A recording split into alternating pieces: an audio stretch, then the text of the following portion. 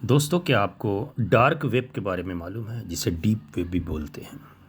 एक तो आप जानते हैं कि जो सर्च इंजन्स हैं उससे मोजिल्ला है, फायरफैक्स है, इंटरनेट ब्राउज़र गूगल क्रोम है, ये तो नॉर्मल हो गया। इसके अलावा एक डार्क वेब होता है जो कि नॉर्मल सर्च इंजन में वो चीज़ें, डार्क वेब की चीज़ें अवेलेबल नहीं होती हैं। जैसे एक आइसबर्ग होता है समंदर में, बर्फ़ का पहाड़, और वो उसका टिप तो दिखता है लेकिन बाकी नीचे क्या है वो नहीं दिखता। तो डार्क वेब वो नीचे का हिस्सा है।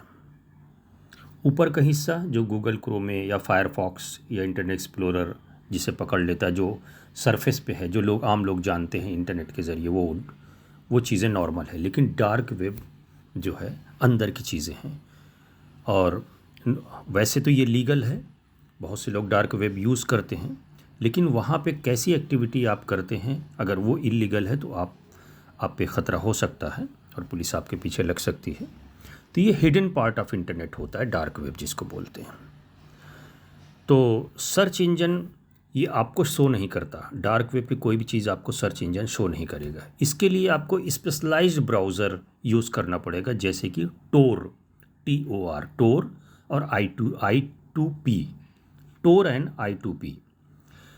तो डार्क वेब में लीगल और इलीगल दोनों तरह की एक्टिविटीज़ होती हैं। और इसकी जो सबसे बड़ी ताकत खूबी है वो है एनोनिमिटी, यानी आप अनजान रहते हैं वहाँ पे।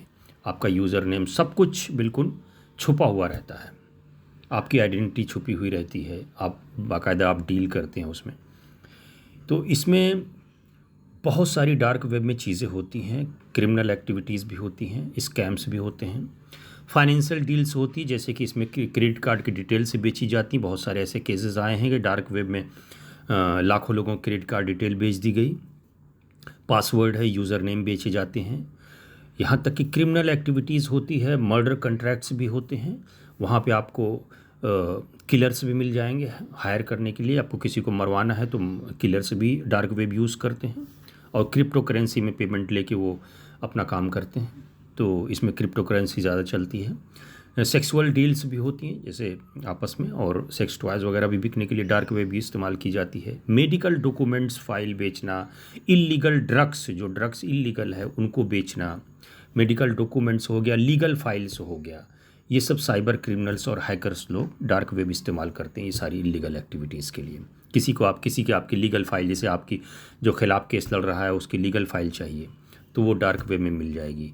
पायरेटेड फिल्म्स हैं वो चीज़ मिल जाएगी।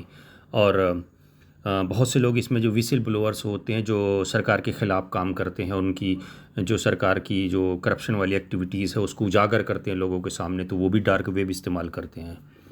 अभी फिलहाल CIA जैसी एजेंसी, जो अमेरिका की सबसे बड़ी खुफिया एजेंसी है, CIA में भी जो इन्फॉर्मर्स को हायर करने के लिए अभी उसने इश्तिहार जो किया था कोरिया में और चाइना में और ईरान में, तो डार्क वेब का इस्तेमाल किया था। इसलिए इस्तेमाल किया था ताकि इन्फॉर्मर्स की जो प्राइवेसी है, जो वो एनानिमस रहे, यानी कोई जान ना सके उसको, क्योंकि उनको जान का ख़तरा रहता है।